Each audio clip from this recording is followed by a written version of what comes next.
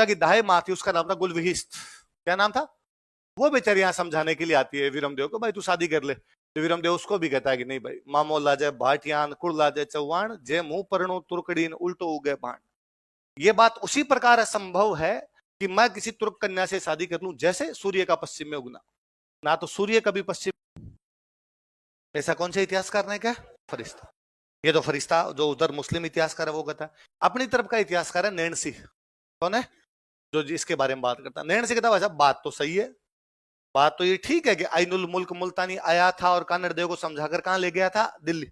पर वो कहता है कानड़ देव अकेला नहीं गया था, कानड़ देव के साथ कानड़ देव का बेटा गया था, और बेटे का नाम था वीरमदेव। क्या नाम था? दोनों बाप बेटे वहां दिल्ली चले गए थे। कानड़ देव और उसका बेटा कौन है? किसके दरबार में चले गए दिल्ली? अलाउद्दीन। और वहां अलाउद्दीन के पास चले गए, दोनों अलाउद्दीन के दरबार में बैठने लगे। नैण से ऐसा लिखता है कि वीरमदेव बड़ा हाजिर जवाब था। हाजिर जवाब समझ गए? बीटी जो हाथों हाथ किसी बात का जवाब दे दे, ह्यूमर जिसका बहुत अच्छा हो। तो कहते हैं एक दिन अलाउद्दीन भरे दरबार में, अलाउद्दीन वीरमदेव बड़ा ही हैंडसम था उस टाइम का, बड़ा शानदार सुंदर राजकुमार था। पर कहते वीरमदेव के बाल नहीं थे। शरीर पर बाल होते हैं, और अब तो क्या है, ये बाल नहीं होना भी अच्छा ही माना जाता है ना। सलमान खान और यूं शर्ट उगाड़ते हैं तो बाल नहीं, वरना अनिल कपूर सनी देओल को देखो, तो पहले यूं भालू जैसे आदमी हुआ करते, शरीर पर यत्र तत्र सर्वत्र यूं बाल ही बाल दिखाई देते। वीरमदेव के नहीं थे तो उस समय अजीब लगता ना इसके नहीं होना। तो कहते अलाउद्दीन ने एक दिन भरे दरबार में वीरमदेव कहा कि वीरमदेव, भगवान जब बाल बांट रहा था तू कहां था रे? एकदम यूं गोरा चिट्टा यार, तेरे बाल ही नहीं ऐसे। तो वीरमदेव बड़ा हाजिर जवाब था। अब पूरा दरबार हंसा। भाई ये तो हंसने वाली बात नहीं, एक प्रकार से मजाक की जा रही किसी आदमी। वीरमदेव हंसा। वीरमदेव ने कहा हाँ सुल्तान, तुम्हारी बात ठीक है कि भगवान जब बाल बांट रहा था तो जो बाल वाली स्टोल थी वहां पर मैं थोड़ा लेट गया था, क्योंकि जहां पर बुद्धि बंट रही थी वहां पर मैं 2 बार चला गया था। इसलिए जब मैं बाल वाली स्टॉल पे पहुंचा तो देर हो चुकी थी, वहां के बाल बंट चुके थे। क्यों? क्योंकि वहां तुम 2 बार चले गए थे। तो अलाउद्दीन के शरीर पे खूब सारे बाल थे। उसके कहने का मतलब था बाल तो तेरे खूब है पर तू है बुंगड़, क्योंकि तेरे में बुद्धि नहीं है। मेरे बाल नहीं है लेकिन मेरे में बुद्धि ज्यादा। अब ये एक प्रकार से अलाउद्दीन की बेइज्जती है ना। लेकिन अलाउद्दीन कुछ नहीं बोला। अलाउद्दीन अरे यार ठीक जवाब दिया।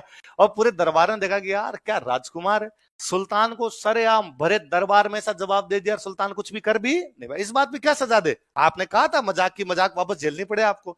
अब ये चर्चाएं पूरी दिल्ली के अंदर होने लग गई कि यार बड़ा सुंदर राजकुमार एक जालोर का, इतना अच्छा दिखता है, सुंदर है, युद्ध में भी अच्छा है, बहुत अच्छा शिकार करता है, बहुत अच्छा जवाब देता है। अलाउद्दीन को भरे दरबार में ऐसा कह दिया था। ये सब बातें अलाउद्दीन की एक राजकुमारी के पास पहुंची, फिरोजा। क्या नाम था? फिरोजा की सहेलियों ने फिरोजा को जाके बताया कि और तूने वीरमदेव के बारे में सुना कि नहीं सुना? उसने कौन वीरमदेव? क्या बात करती हूँ, इंस्टा भी नहीं चलाती। फिरोजा ने वीरमदेव को इंस्टा पे फॉलो किया। एक दिन को वीरमदेव सुबह सुबह जिम से वापस आ रहा था। फिरोजा कोई महल के ऊपर खड़ी थी, लव एट फर्स्ट साइट। और फिरोजा ने जाके अलाउद्दीन को कहा कि डैडी यदि मैं शादी करूंगी तो केवल और केवल किससे? अलाउद्दीन का लाहौल विल्ला कुवत, गुस्ताख लड़के, तुम ऐसा कैसे कर सकती हो? वो दूसरे मजहब का है, अपना दुश्मन है, काफिर है, तुम उसे शादी की बात सोच भी कैसे सकती हो? उसने कहा कि मोहब्बत ये सब चीजें कहां देख पाती है। अलाउद्दीन ने कहा नहीं, मैं किसी से भी तुम्हारी शादी कर दूंगा लेकिन वीरमदेव से तो उसकी फिरोजा की मां नहीं थी, तो वो रोई। उसने कहा कि आज मेरी मम्मी होती ना तो मेरे को मना नहीं करती, आप पापा मेरी बात को समझते नहीं इसलिए आप मेरे को मना कर रहे हो। अलाउद्दीन को लगा यार बिना माँ की बेटी है, इसको बुरा लगेगा कि यार पिताजी कितने कठोर है, जो मैं चाह रही हूं वहां शादी भी नहीं कर रहे। तो उन्होंने कहा भाई रो मत, कर देंगे तेरी शादी। अलाउद्दीन गया कानड़ देव के पास और कानड़ देव को जाकर क्यों ना हम हमारी दोस्ती को रिश्तेदारी में बदल दें। कानड़ देव ये शादी करना नहीं चाहता था, वीरमदेव भी शादी के पक्ष में नहीं था, पर दोनों बाप बेटे इस बात को जानते थे कि दिल्ली में बैठ के अलाउद्दीन को आप जवाब नहीं दे सकते, अलाउद्दीन शाम से पहले पहले पकौड़े बना खा जाए आपके। तो उन दोनों ने कहा अरे यार कितनी बड़ी बात कर दी तूने, तू यार बड़ा सुल्तान है, तेरे बेटे का रिश्ता, तेरी बेटी का रिश्ता किसी बड़े सुल्तान के बेटे के साथ कर। हम तो यार जालोर के राजा क्या यूं रिश्ते कर रहा है। अलाउद्दीन ने कहा अरे नहीं, इसमें क्या छोटा बड़ा राजा की क्या बात होती है, वीरमदेव सुंदर है, प्री पास हो ही गया, मेंस में तैयारी भी अच्छी है, हो ही जाएगा, इसका इंटरव्यू मैं करवा दूंगा तैयारी, इसको चिंता ही मत करो, और मैं इससे ही करूंगा। तो उन दोनों ने कहा कि हमारे पास शादी करने के लिए रुपए नहीं है। अलाउद्दीन का रुपए की मेरे पास कोई कमी नहीं, खूब सारे रुपए ले जाओ। तो दोनों बाप बेटे रुपए लेके आए और जालोर के किले का पुनर्निर्माण करवाया, है ना। फिर अलाउद्दीन को मैसेज किया कि हम तो ब्याह आज करें कल, जो तेरे जी में हो ना वो कर लेना। अलाउद्दीन ने कहा तू मेरे पैसे खा गए तो खा गए। तो अलाउद्दीन ने कहा अब मैं अटैक करूंगा। फिरोजा को पता चला, फिरोजा ने कहा कि नहीं डैडी प्लीज ऐसे मत करो, अटैक मत करो, और मैं उससे शादी करना चाहती हूँ। तो अलाउद्दीन ने कहा तो बात करता हूँ उससे। उसने कहा मुझे जालोर जाना पड़ेगा क्योंकि उसने इंस्टा फेसबुक मुझे ब्लॉक मार दिया, जियो की नई सिम ले ली उसने, व्हाट्सएप भी नया बना लिया आपने, और प्लीज मुझे एक बार वहां जाने दो। तो कहते हैं भाई वहां से फिरोजा यहाँ पर जालोर आती है। अपने पुरानी कहानियों में आज भी फिरोजा जिंदा है, पर हम फिरोजा को फिरोजा नहीं कहते। आज भी जालोर के लोकल जो वहां के इस इतिहास के बारे में जानते हो कहते हैं फोफड़ी आई। हमने फिरोजा का नाम क्या कर दिया, जो फोफड़ी आई, इन फोफड़ी यहाँ रह के गई थी, बाकायदा जगह तक बताते हैं। फिरोजा आई लेकिन वीरमदेव ने मना कर दिया, कामा फिरोजा से शादी। फिर फिरोजा की दाई माँ थी, दाई माँ समझते हो, फिरोजा की दाई माँ थी, उसका नाम था गुलविहिस्त। क्या नाम था? वो बेचारी यहाँ समझाने के लिए आती है वीरमदेव को, भाई तू शादी कर ले। तो वीरमदेव उसको भी कहता है कि नहीं भाई, मामो लाजे भाटियान कुड़ लाजे चौहान, जे मुंह परनो तुर्कड़ीन उल्टो उगे बाण। ये बात उसी प्रकार असंभव है कि मैं किसी तुर्क कन्या से शादी कर लूं जैसे सूर्य का पश्चिम में उगना। ना तो सूर्य कभी पश्चिम में उग सकता है, ना वीरमदेव किसी तुर्क कन्या से शादी कर सकता है। तो उसने शादी करने से मना कर दिया। अब अलाउद्दीन के पास और कोई चारा नहीं था। नैन्सी कहता कि अटैक के पीछे कारण यह था कि वीरमदेव फिरोजा बड़ा लफड़ा हो गया था। देखो, अब देखो दोनों बातें। अलाउद्दीन को जालोर जीतना है तो क्या जीतना पड़ेगा? सेम कान्नड़ देव को जालोर बचाना है तो क्या बचाना पड़ेगा? तो शिवाणक रक्षा करनी जरूरी है। तो कान्नड़ देव ने अपने दो भतीजे भेजे कि तुम जाके इसको संभालो। दो भतीजे थे, एक का नाम था सातल और एक का नाम था सोम। देवर नेफ्यूज ऑफ कान्नड़ देव। कोई कहते हैं भाई अलाउद्दीन बाहर आके बैठ गया, अंदर जाने का रास्ता नहीं था।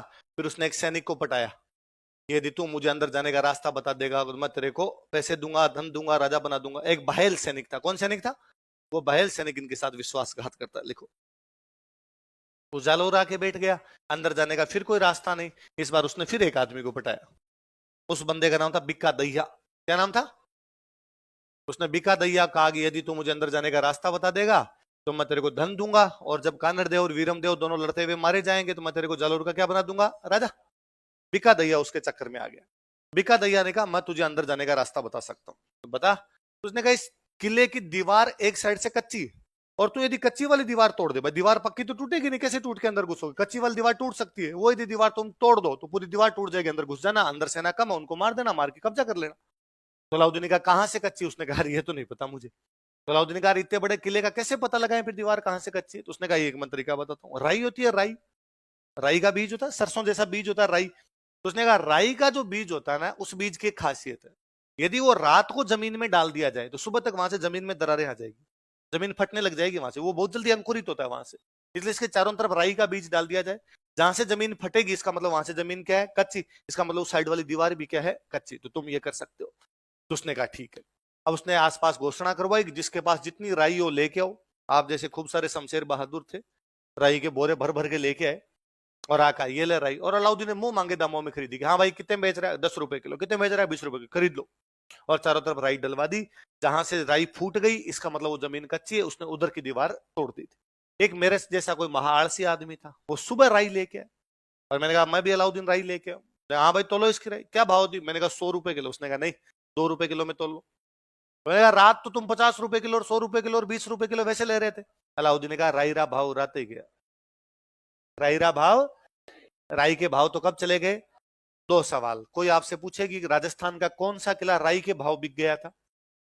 जालोर का किला। कौन सा किला? कोई पूछेगी इस कहावत का क्या अर्थ है कि राई रा भाव राते गया, काम का हो जाना। कोई काम हो जाता है उसके बाद आप पहुंचते हो तो अगला क्या कहेगा आपको? राई रा भाव। आरएस का फॉर्म निकले, आरएस का फॉर्म भरने की अंतिम तिथि थी मान लो 30 दिसंबर या 31 दिसंबर। आप 3 जनवरी को उसके पास गए तो वो आपको दुकानदार कहेगा राई रा भाव, है ना। आपकी क्लास होनी थी 1 बजे से 7 बजे तक, आप 8 बजे आएगी सर क्लास लो, मैं कह सकता हूं आपको राई रा भाव। जो काम हो जाता है उसके बाद जब हम पहुंचते हैं उस मुहावरे को क्या कहा जाता है राजस्थानी में? राई रा भाव। राई के भाव तो कब चले गए? रात को चले गए। तो राजस्थान का कौन सा किले के बारे में कहा जाता है कि वो राई के भाव बिक गया? और वो रास्ता बताने वाला बंदा कौन था? कौन था? कहते बीका दैया को अलाउद्दीन ने खूब सारे रुपए दिए। बीका दैया घर पे गया, अपने घर पे जाके उसने अपनी पत्नी को रुपए दिए। पत्नी का नाम था हीरा दे। क्या नाम था? उसने हीरा दे को जाकर हीरा दे क्या पैसे पैसे करती है, पैसे के लगा दूं, ये पकड़ पैसे। तो उसने कहा रुक रुक रुक, तू लाया कहां से? तू एक फौजी है, इतने रुपए कहां से आए तेरे पास? कोई लॉटरी लगी, कोई रम्मी खेल ली तूने ऑनलाइन, कोई एमपीएल भी टीम बनाई तूने, क्या किया था? ये रुपए कहां से लाया? ड्रीम 11 भी टीम लगी तेरी? उसने कहा तेरे को आम खाने, गुठलियां गिननी, रुपए चाहिए तो रुपए ले, गहने बनवा, तेरे को कपड़े खरीदने कपड़े खरीद। उसने कहा नहीं नहीं, पहले मुझे बता कहां से लेके। और बीका दैया ने कहा और किसी को मत बताना, ये रुपए मेरे को अलाउद्दीन ने दिए हैं, क्योंकि मैंने अलाउद्दीन को किले के अंदर आने का रास्ता बता दिया। अब अलाउद्दीन अंदर आके कानड़देव वीरमदेव दोनों को मार देगा, फिर मुझे बनाएगा राजा, मैं राजा बनूंगा तो तू बनेगी, मजे है थोड़े दिन में अपने दोनों। और वो तो दारू पिया आता तो पड़ गया। और हीरा दे को लगा कि लिचड़ मेरा पति है, ये विश्वासघाती, देशद्रोही, नमक हरामी जो देश को बेच आया, ये मेरा पति है। और उसे लगा कि ऐसे पति से तो अच्छा है पति हो ही ना, मुझे मार दिया। तो बीका दैया को कौन मार देती है? कौन मार देती है? तो मैं हमेशा कहता हूं कि राजस्थान वीरों की धरती है, पर उससे भी अधिक वो क्या है, हमारे यहाँ की महिलाएं बेहद मजबूत थी, इसलिए पुरुष स्वभावतः मजबूत हो। दुनिया का, मैं हमेशा कहता हूं कि किसी भी समाज को यदि देखना है तो वहां का साहित्य पढ़िए, है ना। एक हिंदी का स्टेटमेंट है कि साहित्य समाज का दर्पण है। साहित्य समाज का, सोसाइटी कैसी है ये लिटरेचर में रिफ्लेक्ट हो रहा है। लिटरेचर में जो लिखा हुआ है इसका मतलब आपकी सोसाइटी वैसी। आप दुनिया में किसी भी भाषा का लिटरेचर पढ़िए और उसमें जहां महिलाओं का वर्णन आया है उसको आप पढ़िए। महिलाओं का वर्णन ज्यादातर मामलों में, अपवाद को छोड़ दीजिए, ज्यादातर मामलों में दो जगह आया है। या तो उसका वर्णन आया सुंदरता के मामले, इतनी सुंदर थी, ये थी, वो थी, उससे, या प्रेम। इसके अलावा बाकी जगह महिलाओं का वर्णन कम देखने को मिलेगा। आप राजस्थान का साहित्य उठा के देखिए, वीरता भरी पड़ी है। ये अपने साहित्य में कोई लिखा हुआ मिलेगा आपको कि इलान देनी आपनी न हलरियो हुलराए, कोई मात सिखाना है पालना न मरण बढ़ाई माए। एक माँ अपने बच्चे को पालने में झुलाती हुई कहती है कि मर जाना लेकिन अपनी जमीन किसी को देना। ये अपने साहित्य में मिलेगा कि दो सहेलियां एक दिन बैठी बैठी बातें कर रही थी। एक सहेली ने अपनी दूसरी सहेली से पूछा कि तुम्हारे घर पे तुम्हारे पति नहीं दिखाई दे रहे। उसने कहा कि मेरे पति युद्ध में भाग लेने के लिए गए। कब गए थे? 3 दिन हो गए। कोई समाचार? कोई समाचार नहीं। कोई जीत हार का समाचार कि नहीं, कोई जीवन मृत्यु का समाचार कि नहीं। इतने में आसमान का रंग लाल होने लगा। तो दूसरे वाली सहेली अपने पहले वाली सहेली से उसे कहती है कि वो देखो उधर आसमान का रंग लाल हो रहा है, मुझे लगता है कहीं आग लग गई है। और आग लग गई है तो आग जैसे ऊपर पहुंची है तो आसमान, बादल कैसे दिखाई देने लगे अपने को? लाल। वो पहले वाली कहती है कि नहीं, मुझे ऐसा लगता है कि मेरे पति चूंकि युद्ध में गए हुए थे, वो युद्ध करते हुए वीर गति को प्राप्त हुए होंगे, वो स्वर्ग जा रहे होंगे, उन्होंने इतने दुश्मन मारे होंगे कि उनकी तलवार का रंग लाल हो गया होगा खून से। जाते टाइम बादलों में अपनी तलवार साफ की होगी, इसलिए बादलों का रंग कैसे कर दिया होगा? हेली देखो आज किम अंबर दिशा आग, को सुरगा पीयू सिधांतान जलद झकोली खाग। हेली देखो आज की, हेली मतलब सहेली, देखो आज कैसे अंबर दिशा आग। अंबर में क्या दिखाई दे रही है? हेली देखो आज की अंबर दिशा आग। दूसरे वाली कहती है ना, सुरगा पीव सिधांता, पीव मतलब पति, मेरे पति कहां सिधार रहे हैं? जलद झकोली खाग। खाग मतलब तलवार, झकोली मतलब झकोड़ना। पानी में कोई चीज यूं करते हैं उसको राजस्थानी में कहते हैं झकोड़ना। जलद मतलब बादल। बादलों में मेरे पति ने अपनी तलवार को झंझोड़ा होगा, उसके अंदर उसको साफ किया होगा, इसलिए बादलों का रंग कैसा कर दिया होगा। यह वर्णन आपको केवल राजस्थान में मिलेगा। आपको अपने यहां पर कोई मिलेगा कि सूत मरियो हित देश मन हरख्यो बंधु समाज, माने हरखी जलम देन जतरी हरखी आज। सूत मतलब बेटा, सूत मतलब, सूत मरियो हित देश में, बेटा देश के हित में मर गया। हरख्यो बंधु समाज, हरख्या मतलब राजी होना। जो पूरा समाज था वो इस बात पे गर्व फील करता, हरखना मतलब प्राउड फील करना, प्राउड फील करता है कि हमारा समाज का एक अंग था, उसकी मौत स्वाभाविक नहीं हुई है, उसकी मौत देश की रक्षा करते हुए, शहीद पर हम प्राउड फील करते हैं। माँ ने हरखी जलम दे जतरी हरखी आज। माँ इतनी राजी तो उस दिन भी नहीं हुई थी जब वो पैदा हुआ था, जितनी आज राजी हुई कि मेरा बेटा देश के, है ना। इसका दूसरा है रण चालू सूत भागियो। रण मतलब युद्ध चालू, सूत भागी। चालू युद्ध में जो बेटा था वो क्या होगा? गहवा लथपथ था। क्यों भाग गया? क्योंकि गांव में क्या हो गया था? बेटा युद्ध करने के लिए गया था, युद्ध में लथपथ हो गया, घायल हो गया, भयंकर चारों तरफ से खून टपक रहा है, तब वो युद्ध छोड़ के भाग गया। मायड़ हांचड़ बाडियां धन चूड़ो चटकाए। जब वो इस घायल अवस्था में भाग के घर आया तो माँ ने अपने स्तन काटकर फेंक दिए थे कि शर्म आती है, तेरे को यहां से दूध पिलाया था, पत्नी ने अपना चूड़ा तोड़ दिया था कि इससे अच्छा तू मर ही जाता वहां पर। ऐसे वर्णन केवल अपने, इसके अलावा आप किसी साहित्य में वर्णन दे पाए। तब मुझे लगता है हीरा दे जैसी महान महिला, विडंबना यह है कि हम हीरा दे को जानते भी नहीं। आरपीएससी को कई बार लाख लाख धन्यवाद बोलने का जीव करता है कि उसने बार बार पूछे पहला साका किसने किया, दूसरा साका किसने किया, उस साके में कौन था, उस साके में मारने वाली महिला कौन थी। उसने हीरा दे पूछी, इसलिए कम से कम हीरा दे का नाम तो है, वरना इतिहास के किसी पन्नों में ऐसी महान महिलाओं के नाम सिमट के रह जाते हैं। कोई भी समाज कैसा होगा ये पूर्णतः इस बात पर डिपेंड करता है कि उस समाज की महिलाएं कैसी। जिस समाज की महिलाएं मजबूत होगी वो समाज भी क्या होगा। हमारे राजस्थान की महिलाएं किसी समय बेहद मजबूत थी, इसलिए अपना समाज भी क्या था। जैसे ही महिलाएं कमजोर होने लगी, स्थितियां आप देख रहे हैं। इसलिए हे लड़कियों, ये तुम पर जिम्मेदारी है कि समाज कैसा होना चाहिए। तुम मजबूत होगी तो समाज भी क्या हो जाएगा। ये पहले कोई राजस्थान की महिला थी जो अपने घर के दरवाजे इसलिए बंद कर देती है क्योंकि उसका पति युद्ध से हार कर वापस आया। एक कोई महिला इसलिए अपना सिर काट देती है कि उसका पति युद्ध करने के लिए नहीं जा रहा है। तो कोई माँ, कोई पत्नी, कोई बहन अपने भाई को, पति को, बेटे को प्रोत्साहित करती है, एनकरेज करती कि लड़, देश की रक्षा कर। अब स्थितियां ठीक उल्टी है। गली के अंदर कहीं लड़ाई हो रही हो, बंदा केवल बाहर खड़ा देखे तो लोग कहते थे अपना मायना जो थे ना लड़ा। मुझे कई बार कोई कहता है कि देखो सर कितना भ्रष्टाचार है समाज में, दिख रहा है, साफ साफ दिख रहा है, चारों तरफ भ्रष्टाचार है, भयंकर वाला भ्रष्टाचार है समाज में। तो सर समाप्त कैसे हो। जिस दिन महिलाएं ठान ले, एक दिन कोई पति रुपए लेके घर आए, एक आधी हीरा दे बन जाए और मारने की आवश्यकता नहीं है, केवल चाकू लेके पीछे ही भाग ले। अगली बार कोई दोबारा इस प्रकार से भ्रष्टाचार के पैसे लेके घर पे आएगा। पर अब स्थितियां उल्टी है। अब वो पूछती है कि ऊपर की कमाई। मैं कई बार बताता हूं, मैं फर्स्ट ईयर में पढ़ा करता बीकानेर, सब इंस्पेक्टर की वैकेंसी आई हुई। मेरे साथ में एक भैया रहा करते पास में, वो सब इंस्पेक्टर की तैयारी करे। वो डेली आके मेरे को क्वेश्चन सुनाते कि ले सुन ले मेरे से। उनको थोड़ा मेरे से बातचीत की तो उनको लगा ठीक है बच्चा, जीके वीके ठीक है इसकी। तो आ जाते कि ये मैंने आज पढ़ा, 5 पेज पढ़े, इनमें से क्वेश्चन पूछ।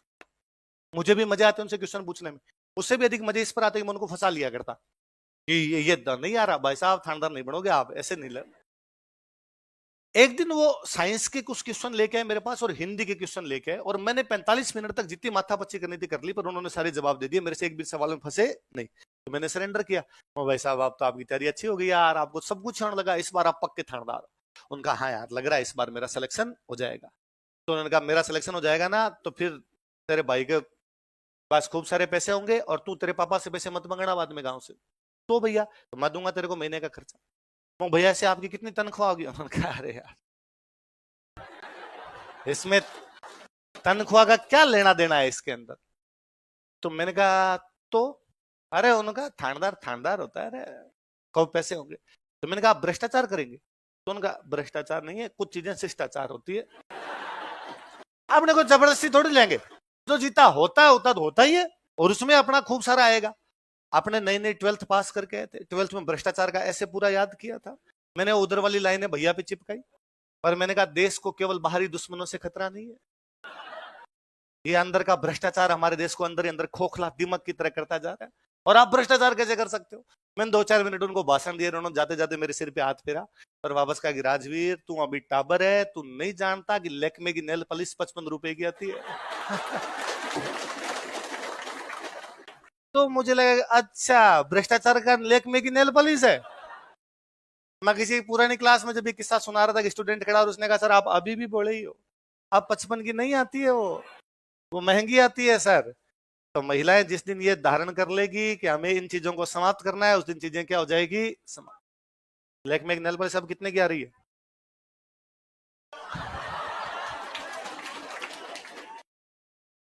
अभी तक अपने को आवश्यकता पड़ेगी तब देख लेंगे बाद। इकोनॉमी पढ़ रहे हो, इकोनॉमी में पढ़ते होंगे विदेशी मुद्रा भंडार, पढ़ते हो। जब देश नया नया आजाद हुआ होगा तो अपना विदेशी मुद्रा भंडार कम था, ज्यादा कम था। विदेशी मुद्रा भंडार की आवश्यकता क्यों पड़ती है, आया था। और सबसे बड़ी बात उससे आपकी औकात पता चलती है। लोन उसको मिलता है जिसके पास रुपए होते हैं, लोन उसको मिलता है जिसके पास, है ना। अपने को एक गांव में ऐसा आदमी जिसके पास 1 करोड़ रुपए है, वो किसी से जाके मांगता 10 लाख दो, कोई भी 10 लाख दे देगा, उसको पता है इसके पास है, चुका देगा। पर जिसके पास कुछ ही नहीं है उसको कोई भी उधार देता। इसलिए बिजनेसमैन को जो लोन मिलते हैं उनकी इंटरेस्ट रेट कम, एजुकेशन के लोन की इंटरेस्ट रेट ज्यादा, क्योंकि उनको पता है कि यहां से आने की संभावना, ये रिस्की लोन है, ये वापस आएगा कि नहीं आएगा, बैंक को भी लगता है कि पता नहीं है इसका, तो वो हमेशा रिस्क वाला देखते हैं। तो विदेशी मुद्रा भंडार इसलिए भी कोई देश रखता है कि अगर अपने पास रहेंगे तो किसी भी देश से अपना व्यापार ढंग से हो जाएगा। फिर अपने को सबसे बड़ा है कि ऑयल खरीदना है यार, ऑयल के रुपए कहां से देंगे, तो अपना विदेशी मुद्रा भंडार ही काम आता है उधर। नेहरू जी ने देखा कि विदेशी मुद्रा भंडार कम, चीजों का आयात होता है ज्यादा, निर्यात होता है कम, नया नया देश था, मैन्युफैक्चरिंग आपकी कम थी, तो सारी चीजें इंपोर्ट करनी पड़ रही, एक्सपोर्ट के मामले में आपके पास कुछ भी नहीं है। अब जितना एक्सपोर्ट ज्यादा उतना ही विदेशी मुद्रा भंडार ज्यादा जाएगा बाहर, इंपोर्ट ज्यादा होगा उतना ही बाहर ज्यादा जाएगा, आयात ज्यादा हो रहा है। तो नेहरू जी ने चेक किया कि यार कहाँ इंपोर्ट ज्यादा कर रहे हैं, तो पता चला कि अपने ये जो क्रीम पाउडर ये जो चीजें हैं इन पे ज्यादा हो रहा है, कॉस्ट्यूम कॉस्मेटिक आइटम जो भी है इन पे अपना क्या हो रहा है ज्यादा। तो नेहरू जी ने, भारत के बहुत बड़े बिजनेसमैन थे टाटा, रतन टाटा के जो फोर फादर है, उनको बुलाया, उनको बुलाकर ये कम से कम ये पाउडर क्रीम तो खुद बना ले, तो ये तो बाहर से नहीं मंगाना पड़े। तो टाटा ने एक ब्रांड लॉन्च किया, इस ये आपके सौंदर्य का एक ब्रांड, ब्यूटी का, ब्यूटी प्रोडक्ट्स का एक ब्रांड लॉन्च किया, लक्ष्मी। इस नाम से हमारे प्रोडक्ट्स जब यदि आप लगाओगे, जितनी सुंदर माँ लक्ष्मी है, गॉडेस लक्ष्मी है, उतने सुंदर आप हो जाओगे। लक्ष्मी ब्रांड भारत के अंदर खूब हिट हुआ। कालांतर में टाटा को लगा रहा अपने खूब सारे बिजनेस है, ये अपने से नहीं समझ रहा, टाटा ने वो लक्ष्मी ब्रांड एक फ्रेंच कंपनी को बेच दिया। उस फ्रेंच कंपनी ने उसका नाम बदल किया लैक्मे। क्या किया, लैक्मे का ओरिजिनल नाम क्या है, क्या है? अब लड़कियों को लगता है अब तो हम खरीदेंगे, तो सस्ता सा ब्रांड कर दिया सर, हमें लगता था foreign brand, Lakme foreign brand नहीं है, अपना था, हमने फॉरेन कंपनी को क्या कर दिया था, बेच दिया। देखो